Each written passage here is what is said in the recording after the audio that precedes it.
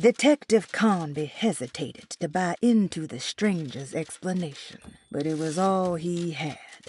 Baptiste, this mountain of a man, seemed to suggest that this other world they had been pulled into was built from Jeremy's scattered memories. It sounded crazy to him, but Conby couldn't exactly deny the situation he found himself in. Baptiste believed Jeremy was able to move freely between worlds using a talisman he got from Miss Jackson, a voodoo witch doctor that made a good living from alleviating the rich from their ailments and their money. In hope to find Jeremy, or a way back to Deseto, Conby set out to investigate Miss Jackson's place. Detective Conby couldn't believe his eyes. The French Quarter scene before him was dark and sinister. The only sign of life he could see from Jeremy's balcony was the light coming from a lone corner store. Jeremy had gone missing. The housekeeper said the staff at Deseto was looking for him, and that Detective Conby and Emily should come back tomorrow. Hoping to wrap up this case before leaving, Conby hustled his way inside Jeremy's room, leaving the housekeeper flustered and running for Dr. Gray, the chief of Deseto. Having bought some time, this was the perfect opportunity to look for clues regarding Jeremy's disappearance.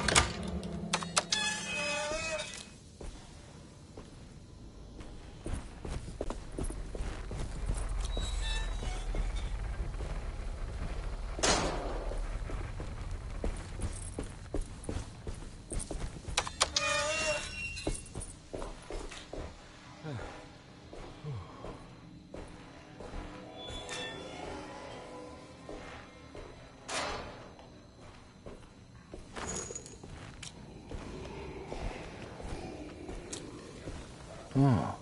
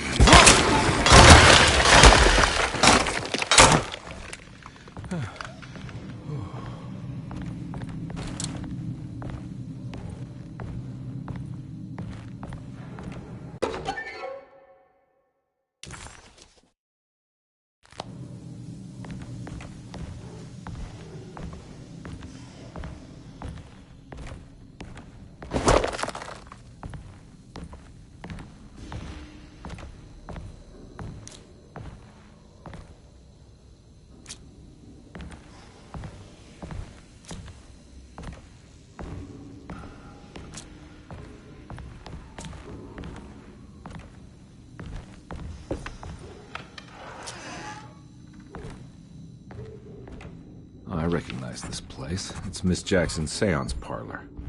Let's see if she's got any information on Jeremy's talisman.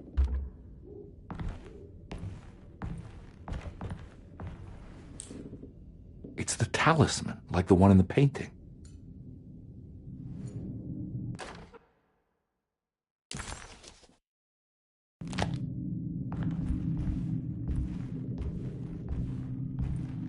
I think it's meant for the talisman.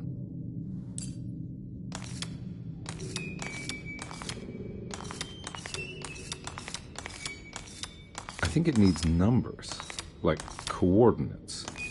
Maybe there's something in Jeremy's notes.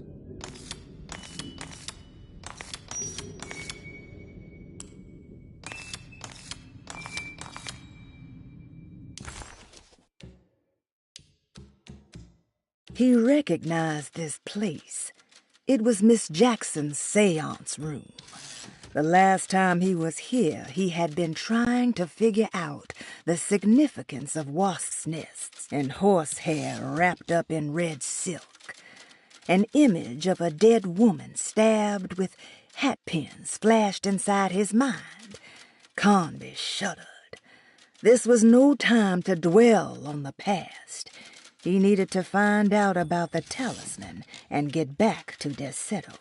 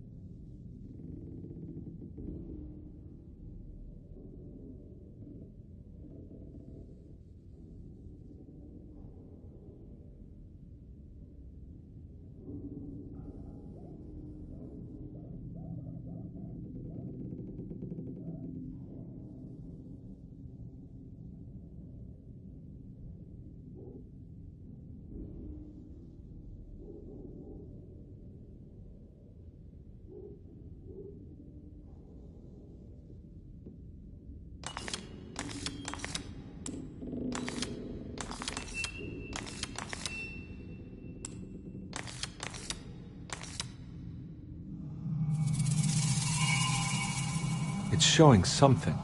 A place? Where is that? Huh.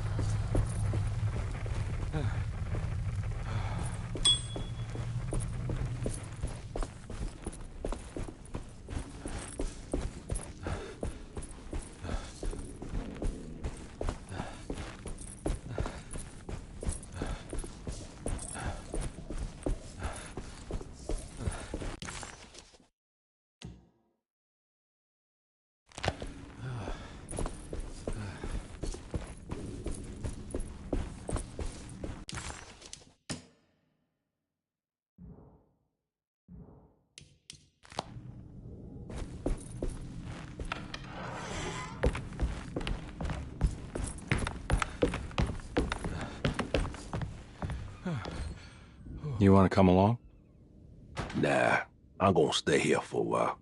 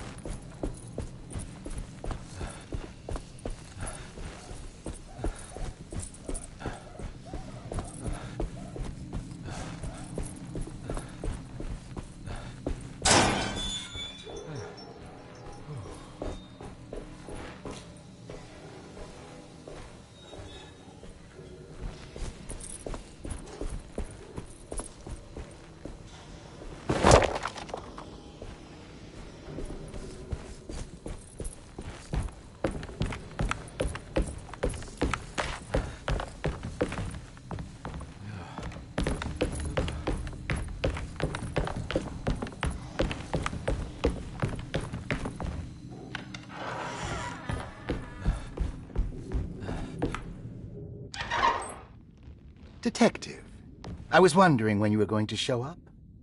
Mrs. Thompson told me you were here. I understand you are working for Jeremy Hartwood's niece. Yeah, I guess so. I mean, you're not wrong. We came here for her uncle. I just didn't expect... I didn't expect this. You are Dr. Gray, right? That's right. You don't happen to have some identification, Detective. I'm not keen on having strangers prying into my business. Oh, Detective Edward Carnby, Decatur Street, New Orleans. Enjoying the Vieux Carré, Detective? Those old French quarters, the voodoo people, the gangsters. I'm sure you live an exciting life. Well, it's not quite like the stories, Doc. Just trying to make a living. Aren't we all making a living? Well, welcome to Deseto, Detective. I hope your time here will be useful. Now what can I do for you? Why don't you tell me where I can find Jeremy Hartwood? Why wouldn't that make for a short visit? I wish I could tell you, but I'm afraid I don't know. A drink, Detective? Anything brandy. Oh, you do belong in the French Quarters, Detective. Armagnac or cognac? You know, just give me the cheap stuff. I'm not much of a connoisseur. Having low standards is not a virtue, Detective. Let me see if I can broaden your perspective. What can you tell me about Jeremy? I wouldn't want to go into details about his condition. Doctor-patient confidentiality. I'm sure you understand. Sure, but he is crazy, and he's gone missing. Why? Here, try this. Ooh, it's good. Got a bite? It's called a sidecar. The trick is not to be afraid of the tartness of the lemon. Then, for goodness sake, don't overdo the triple sec. Okay, what can you tell me about Jeremy? Well, let me think. He is an anxious man, constantly worried about events not presenting themselves according to his model of predestination. He complains about things not being carried out in the right order, and that some things simply shouldn't be. Is any of this helpful to you? Not really. I was hoping for some direction where to look next. I'm sorry. I have nothing for you then. You should talk to my orderlies. They have been looking for him for a while now. I'm sure they would appreciate your help. Yeah, I ran into Batiste earlier. Come to think of it, he might have given me a lead. Oh, excellent. So your investigation is already underway. I'm gonna go, but I'm sure we'll meet again. Looking forward to it. Safe returns.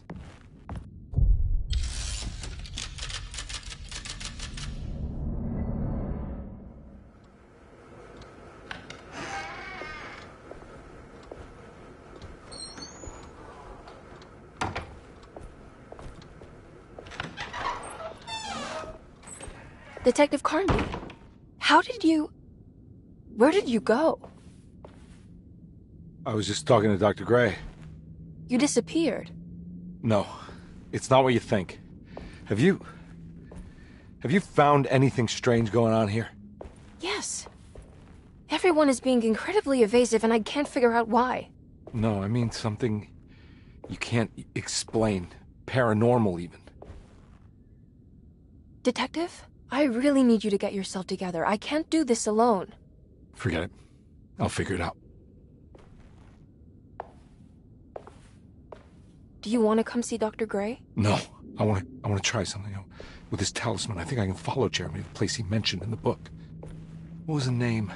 Do you remember something Spanish? Tarawea. Yeah, that's where I need to go.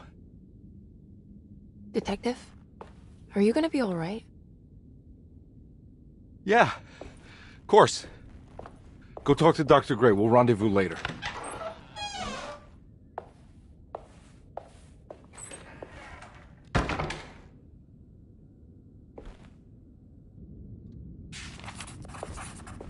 This talisman brought me back from the French Quarter in the blink of an eye.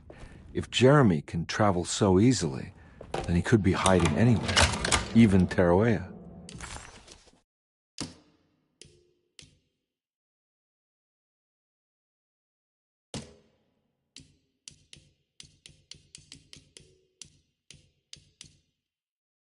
While Detective Carnby was grateful to be back at Derceto, he was eager to test his hypothesis.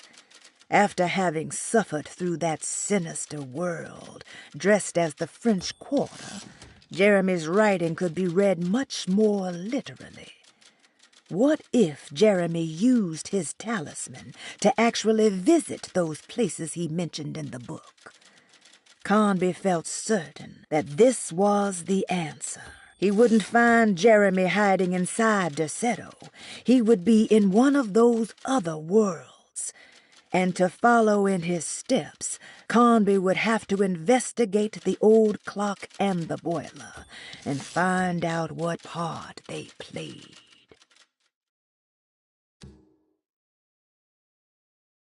If he can do it, so can I. I just need to figure out how the talisman works. Saw your notice in the boiler room. You should know Mr. Chance won't be coming back. I got no business being in there myself, but you can take a valve from the wine cellar if you want to try to stop the steam pouring out. Be careful.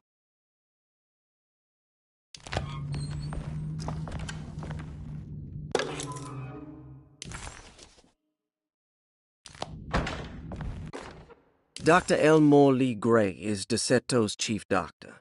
Accounting and all administrative work is handled by me, Paul Waits. Magdalena Thompson, or Mags, is responsible for the household. Jean-Baptiste and Charlotte Tabois are responsible for keeping the guests' medical regimens in check. Finally, Jack Chance is our gardener, who can occasionally be seen in the conservatory, but is for the most part busy outside. There are currently 6 guests at DeSeto. Malcolm McCarthy and Ruth Tallant reside on the first floor.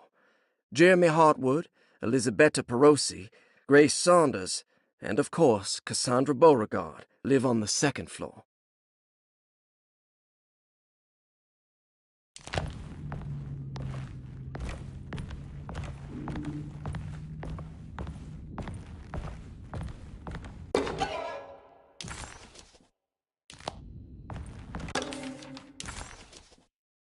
Looks like all the patients are accounted.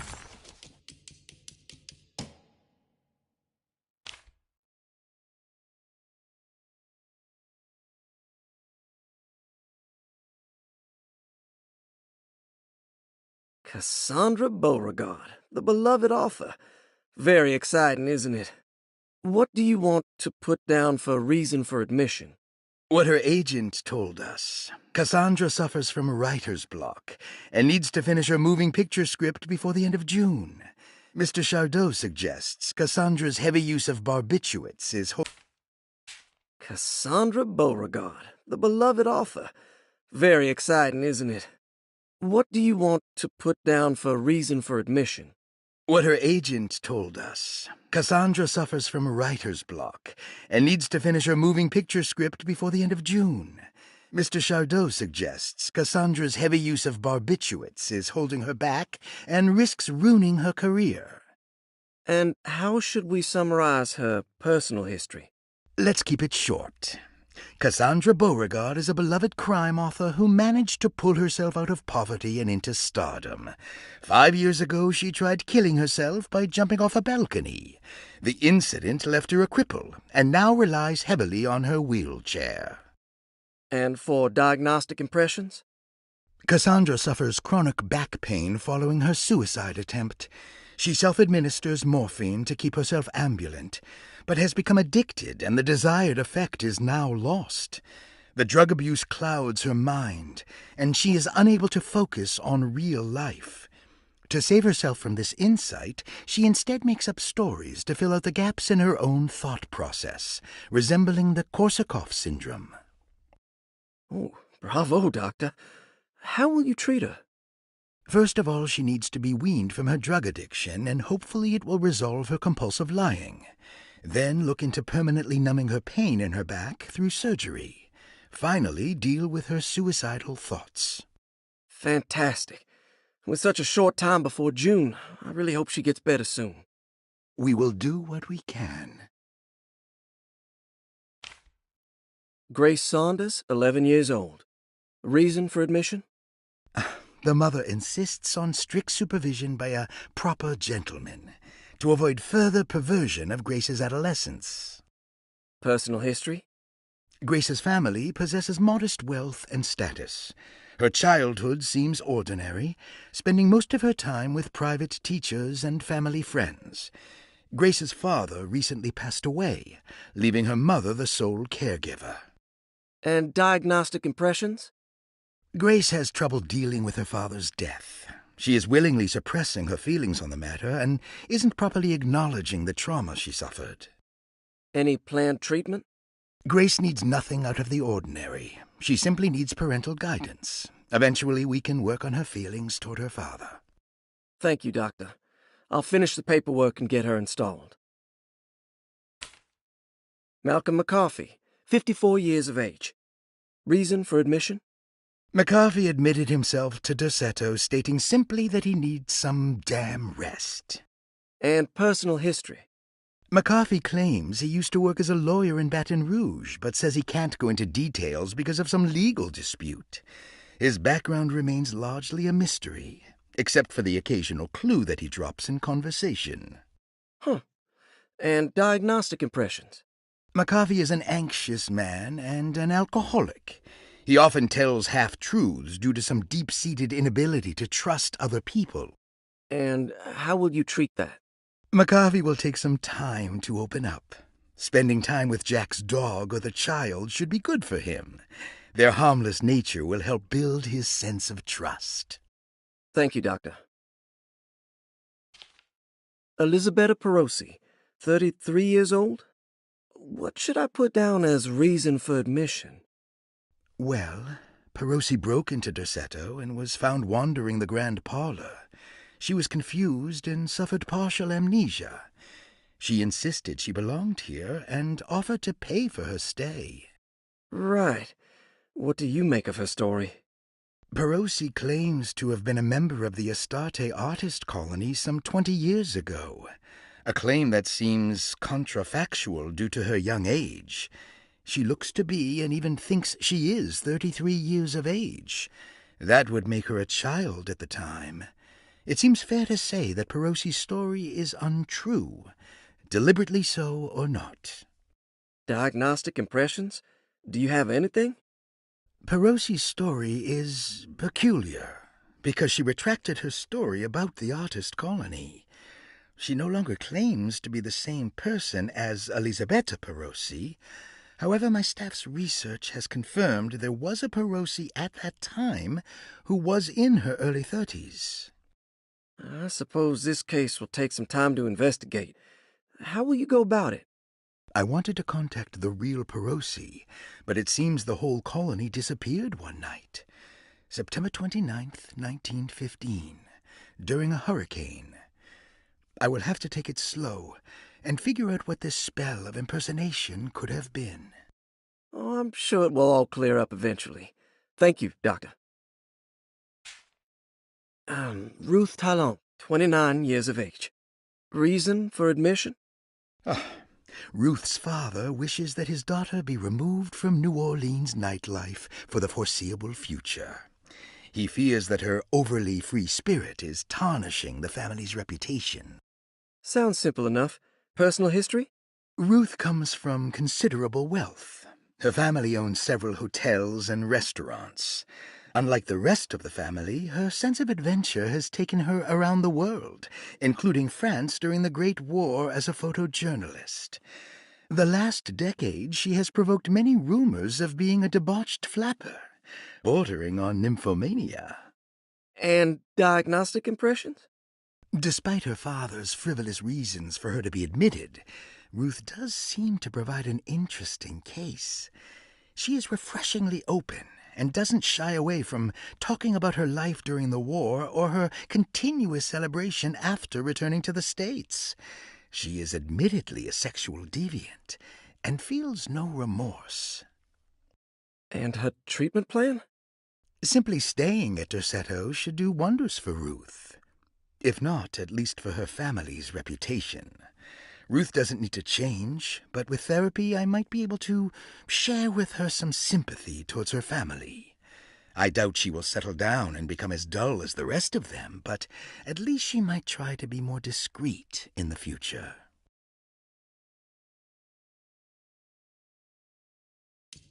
Before, except for Jeremy. There's no way I can get into this thing. Better leave it alone.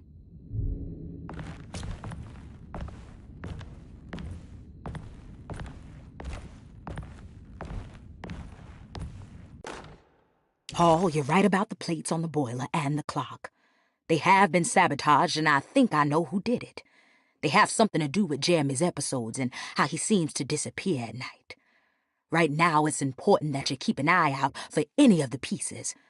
I want to find out if I can repair the plates. Let me know if you find any of them. Lottie. Tell Lottie to take a look at the well in the kitchen garden.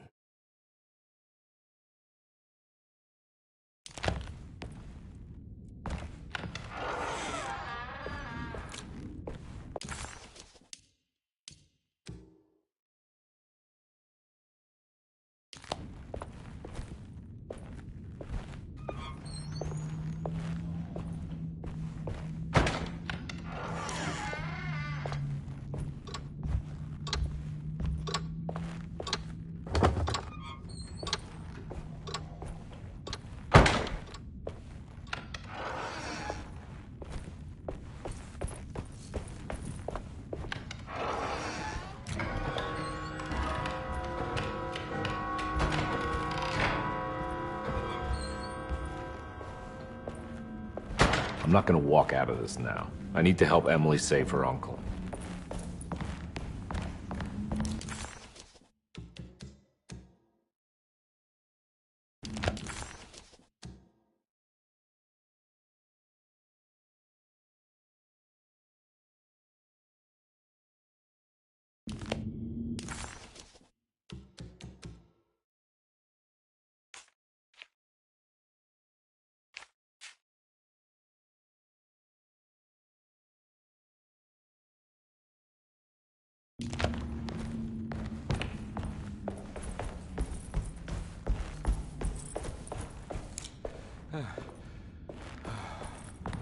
I need the key.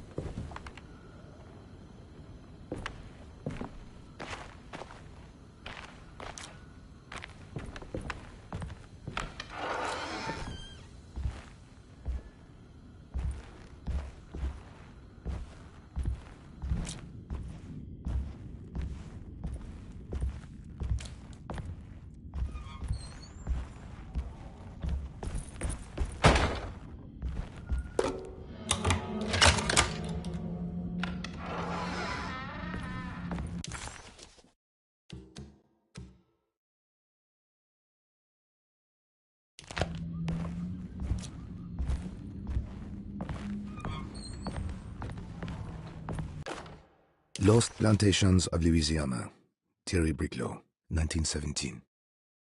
Derceto was a small plantation on the eastern shore of Lake Pontchartrain. The land was considered difficult for industry and was sold for only $30 to Elijah Pickford in 1818. Pickford employed hundreds of workers from nearby New Orleans to clear the woods and build a small plantation mansion facing the lake with a striking Greek Revival temple facade. Derceto kept a modest production of Perique tobacco and indigo that persisted up till the Civil War. During the antebellum era, Derceto was the source of many rumors concerning voodoo and witchcraft. People who traveled the lake reported seeing people dance at night in front of bonfires, bleating and wailing. On June 17, 1862, Captain J.W. Norton of the Union Army recounts leading a raiding party from ships anchored in Lake Pontchartrain in order to seize control of Derceto and free the slaves working there. The captain was surprised to find the workers fighting back with unprecedented zeal. Norton's account describes these men and women as enraged with fanaticism. Pickford reportedly tried to placate the raiders, but was shot in the confusion. Captain Norton left the mansion burning and retreated to his ships with his men. Derceto was left in ruins for several decades. The ownership of the land was long disputed and returned to the Ledoux family in 1901. Several police reports were filed during the following years as the Ledoux tried to get rid of a camp of squatters on their land. The police made several visits to remove the trespassers, but the people kept returning. On November 1st, 1907, Inspector Legrasse of the police charged a deadly attack in order to save several children kidnapped by the squatters. Many were killed, and even more were jailed. The following year, Ledoux rebuilt Derceto, incorporating the surviving stone foundation and adding a magnificent wrought iron conservatory. The farmland had been reclaimed by the surrounding woods, so it was no longer profitable to use as a plantation. Instead, the house was turned into an artist's colony.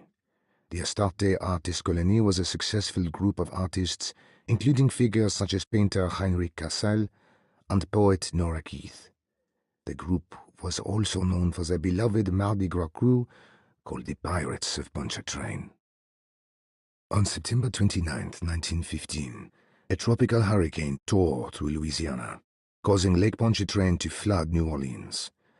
Due to the remote location of Derceto, it took almost 2 weeks for outsiders to learn that the artists' colony was abandoned. The 12 residing artists had all vanished without a trace. The empty mansion of Derceto still stands on the shore of Lake Pontchartrain, with much of its temple facade intact. The Ledoux family currently has no intention of repairing the house.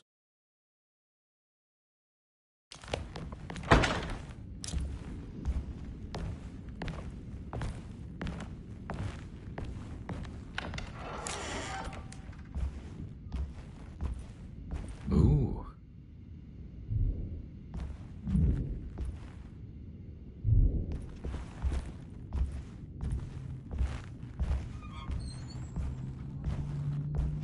It's wedged shut.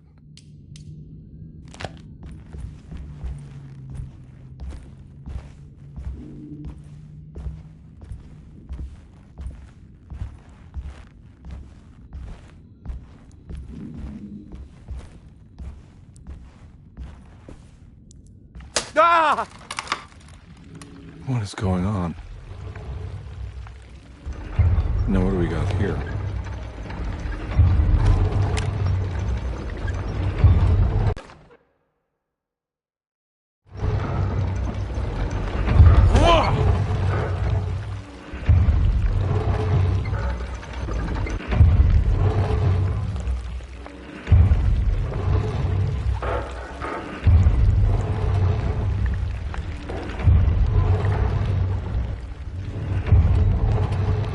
Got here.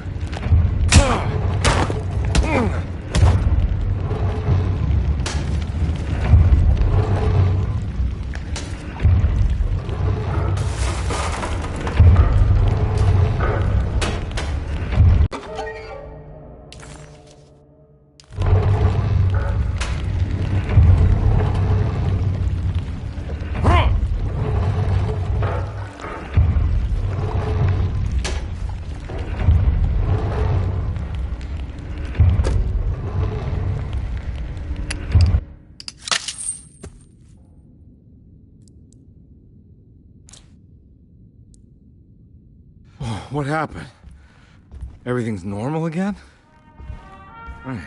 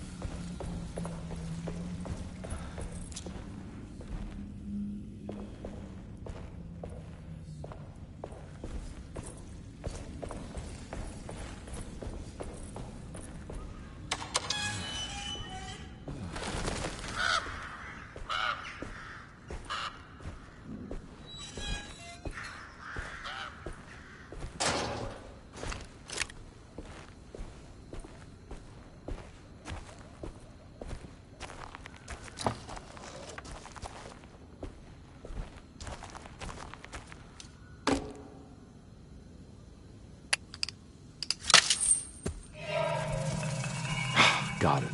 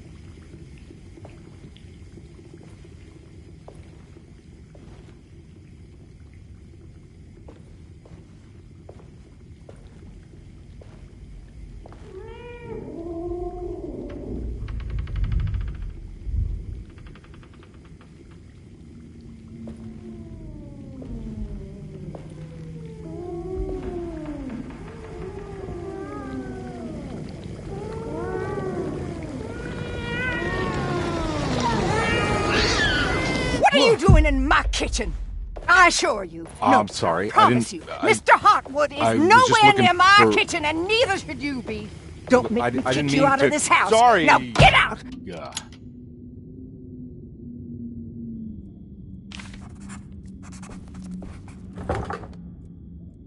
Conby was in shock, but also a little embarrassed. The housekeeper was furious to find him searching through the kitchen and had run him out of the room. There was something strange going on with her, but it didn't feel connected to the case, so he decided to stay out of her way.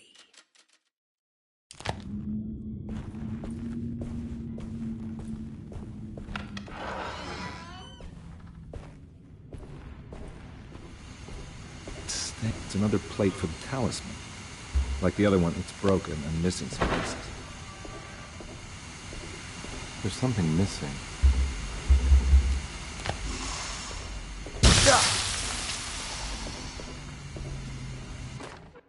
You know, Mr. Waits, I saw a piece of the plate that Liza broke. I think she's been hiding them. She's not very good at it. She just chucked it into the little room with all the tools behind the boiler. I left it there. I didn't want to embarrass her by picking it up while she was looking. We went upstairs instead and played backgammon. I let her win, because she's so unhappy. The piece looked like the one on display in Cassandra's room. You know about that one already, right? Or is your eyesight really that fuzzy? I hope you don't feel bad about your glasses. You only look stupid when you squint. Maybe if you had more eyes, you would see these things. I wish you had all the eyes you needed. Your best and favorite guest, Grace.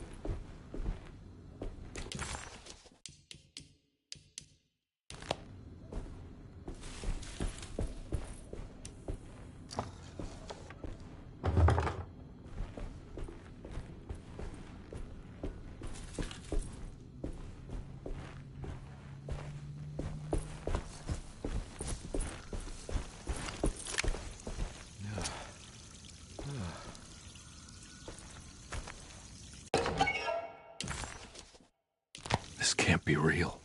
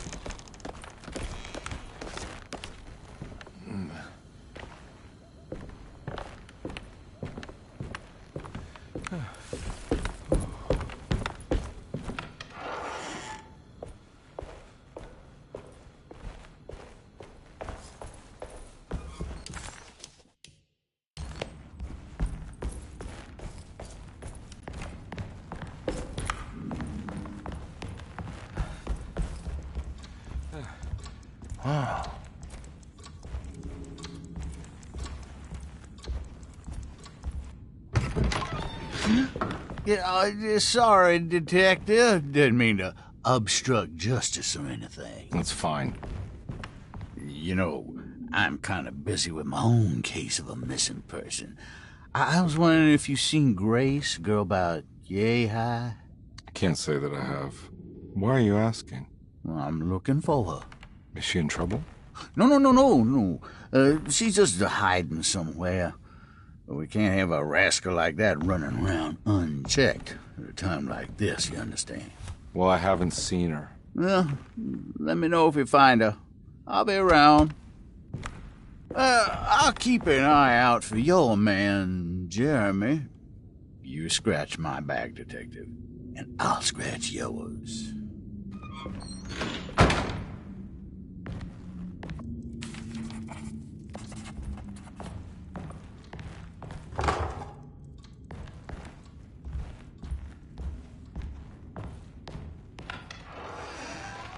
Looks like everything's back to normal here.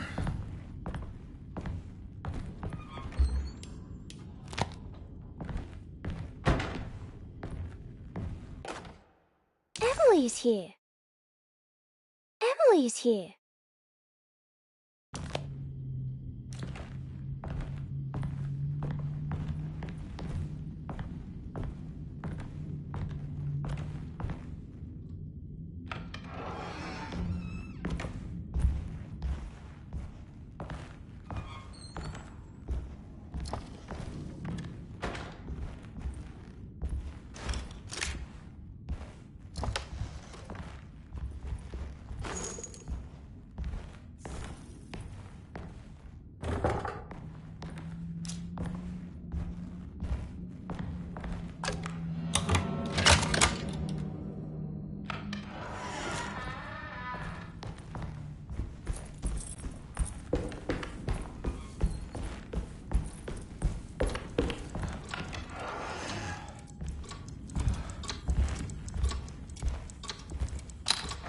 This must be the clock that Jeremy... Looks like the plate that held the talisman in the seance room. But it's broken. I'm missing some pieces.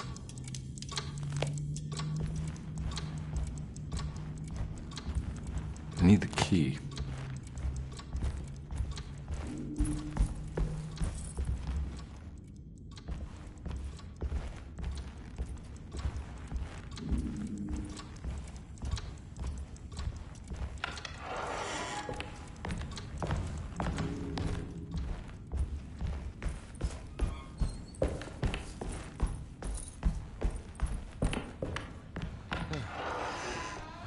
Huh. How eccentric. What are these symbols? Looks like alchemy, or star constellations.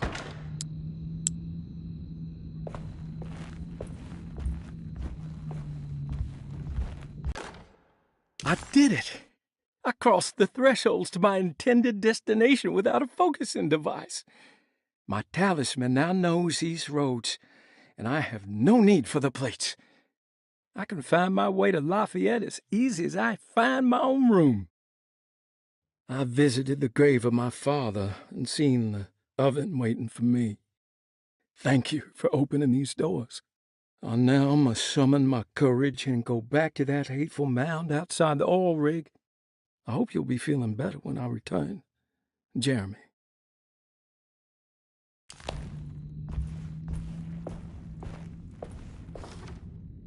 These paintings got some grim-looking rot on them.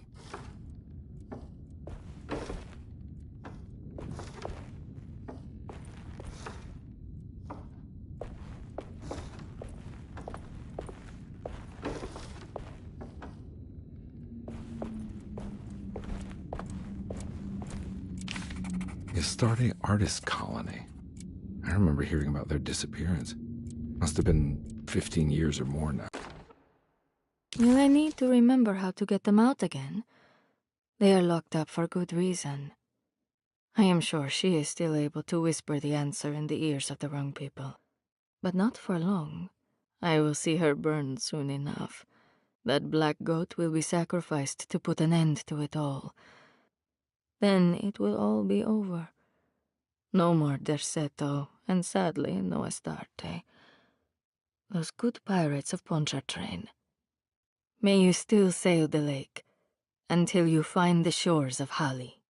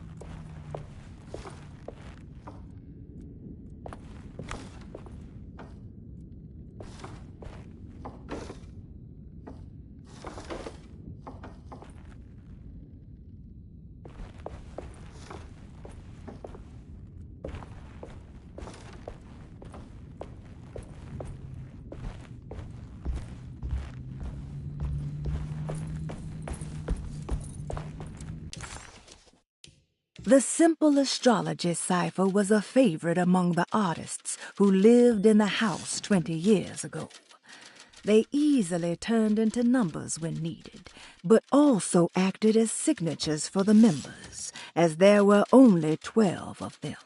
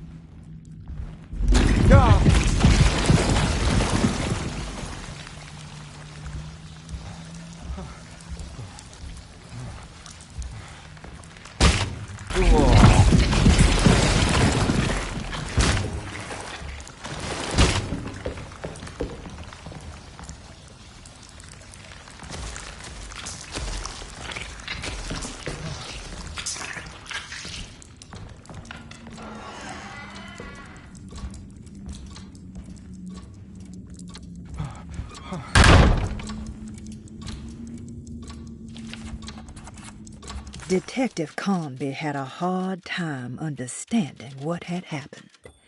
It did feel similar to when he was pulled into the French Quarter, but with less power and purpose. Did he cause this, or was it something else? What the? I think I've seen this somewhere.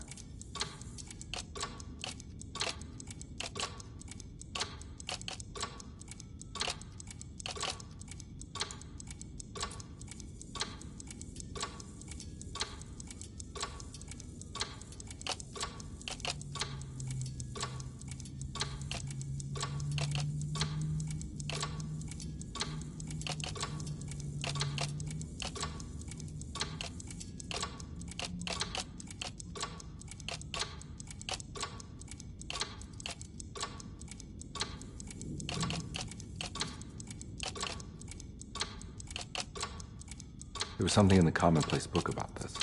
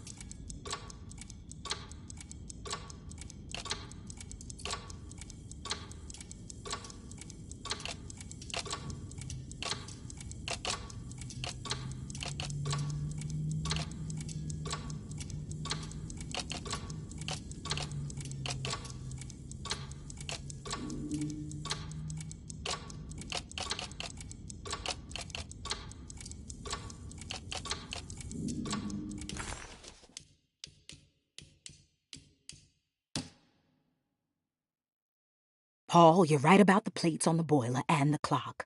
They have been sabotaged, and I think I know who did it. They have...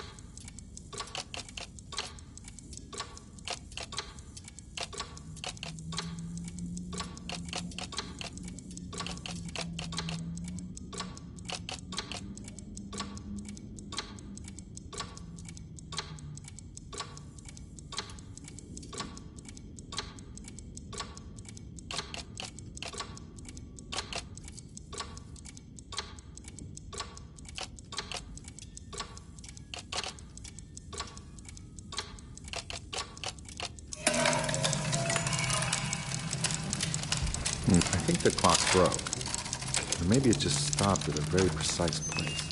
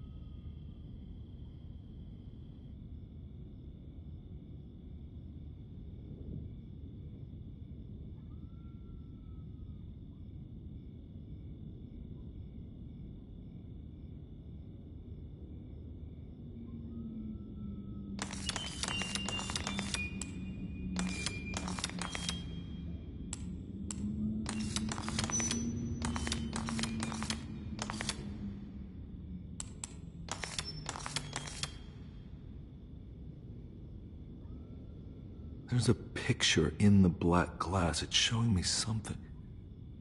It's the hallway, outside Jeremy's room.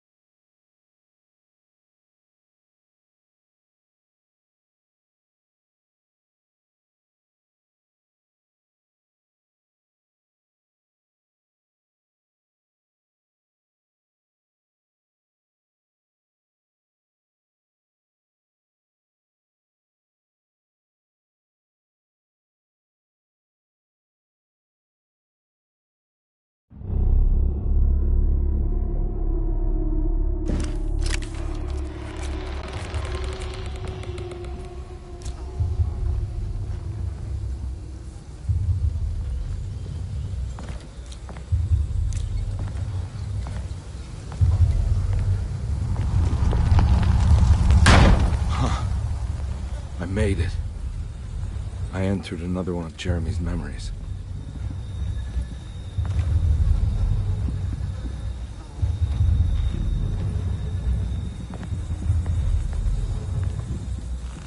Ugh.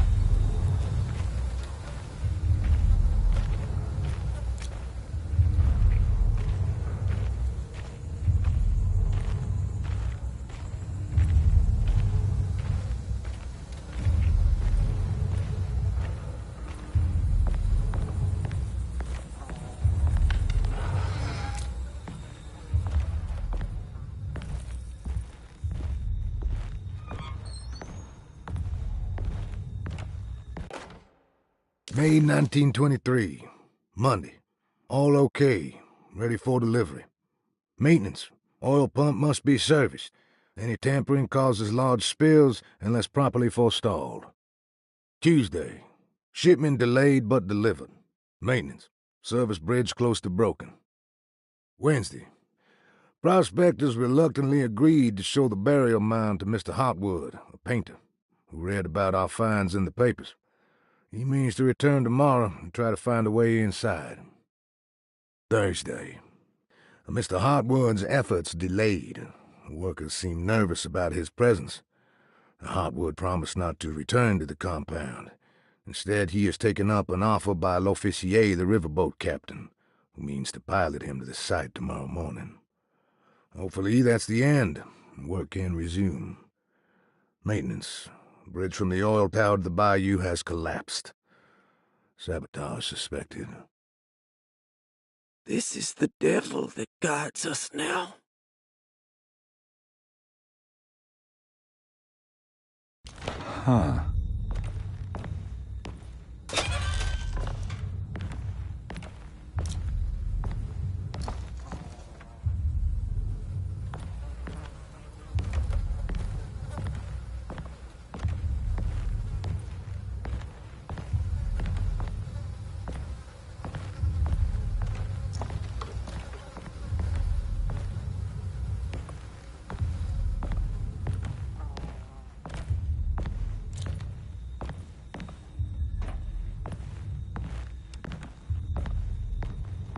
I need the key.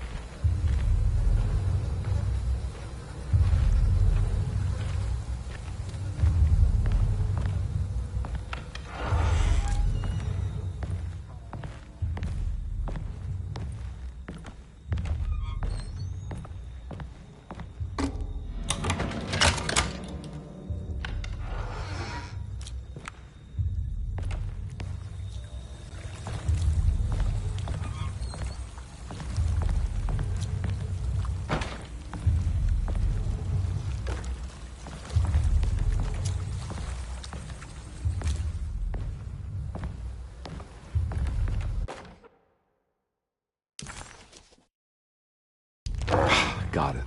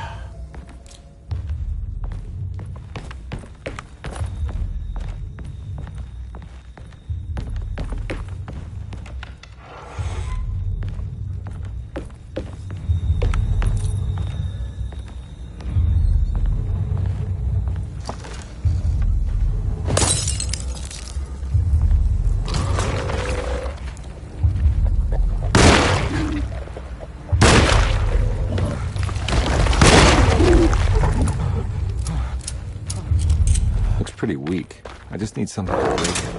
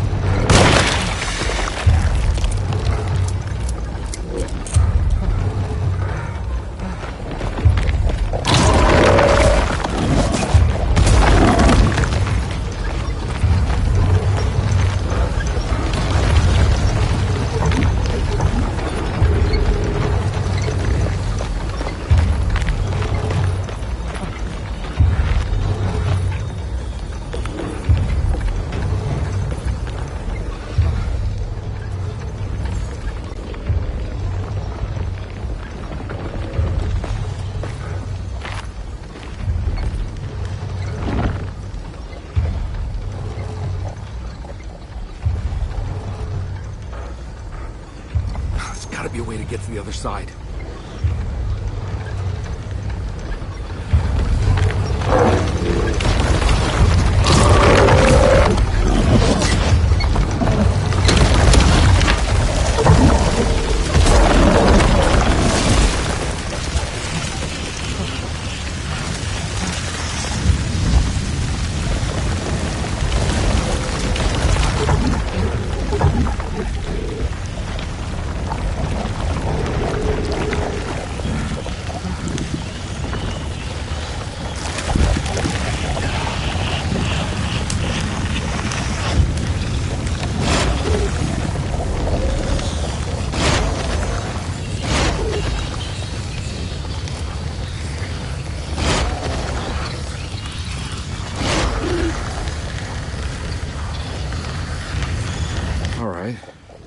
Now what?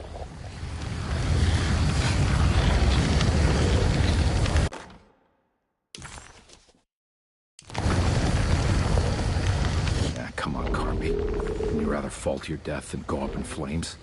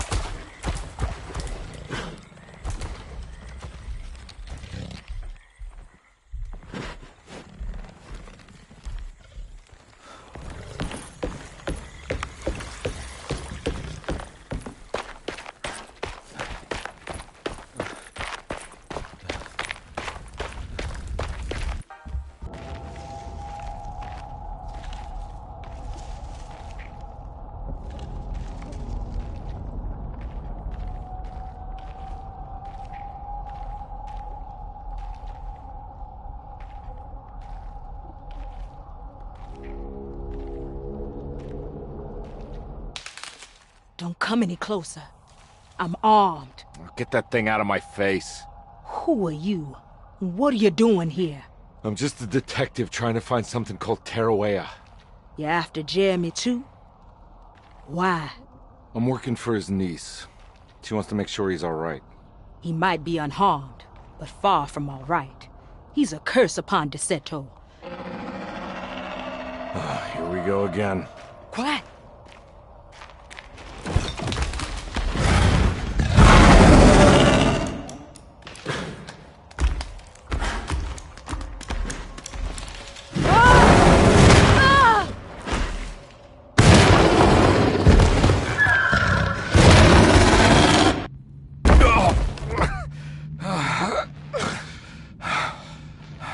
Oh, Christ in heaven.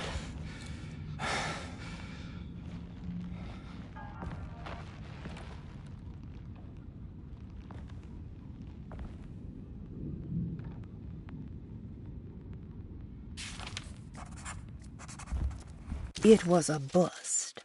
The oil rig and the hateful mound led him nowhere closer to finding Jeremy.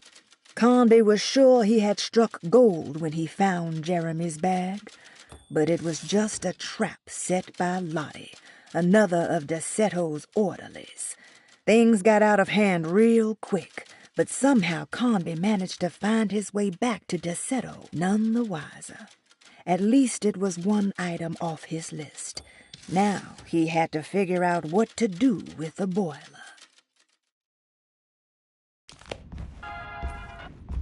Ooh.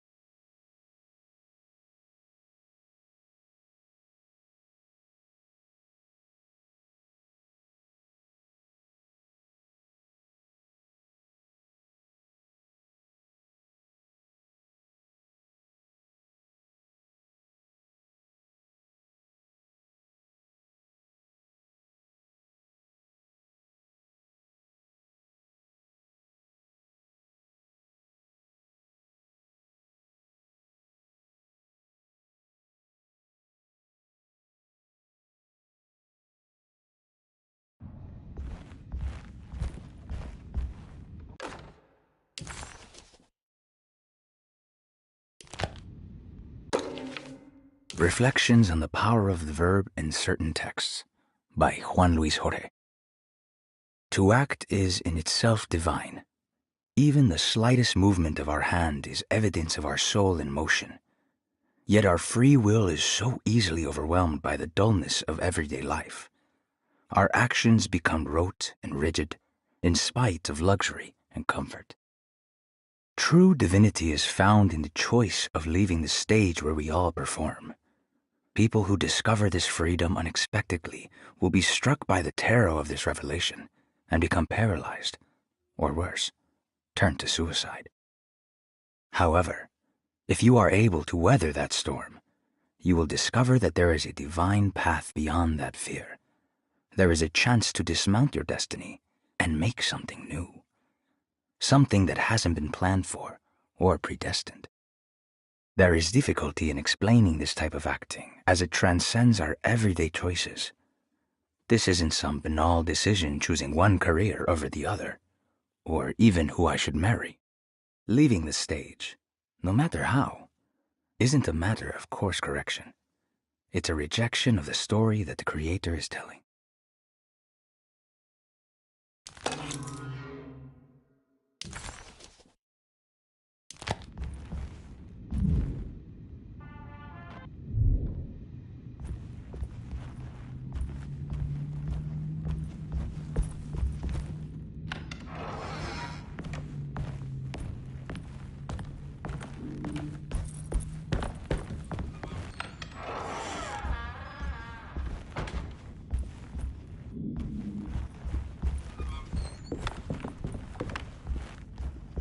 It's wedged shut. It worked.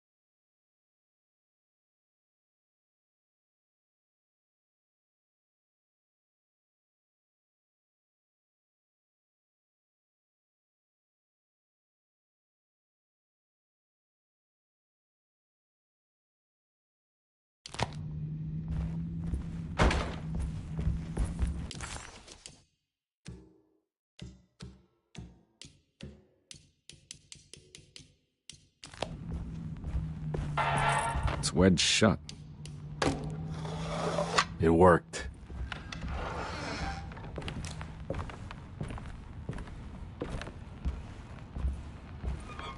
I don't think I have everything I need. The Barlow lens. Instructions. To double the magnification of your telescope, simply fit this Barlow lens to your instrument. Then operate the fine tuners to adjust the distance between your lenses. This is easily done while looking through your eyepiece. Simply search for a position where your picture is clear and appears flat. When correctly tuned, your telescope should present a clear picture with magnificent magnification.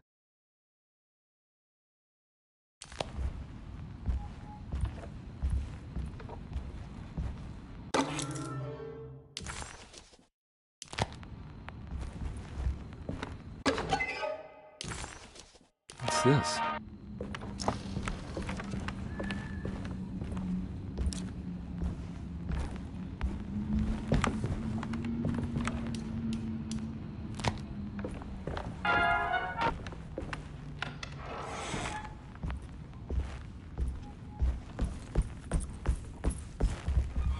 Now we're talking.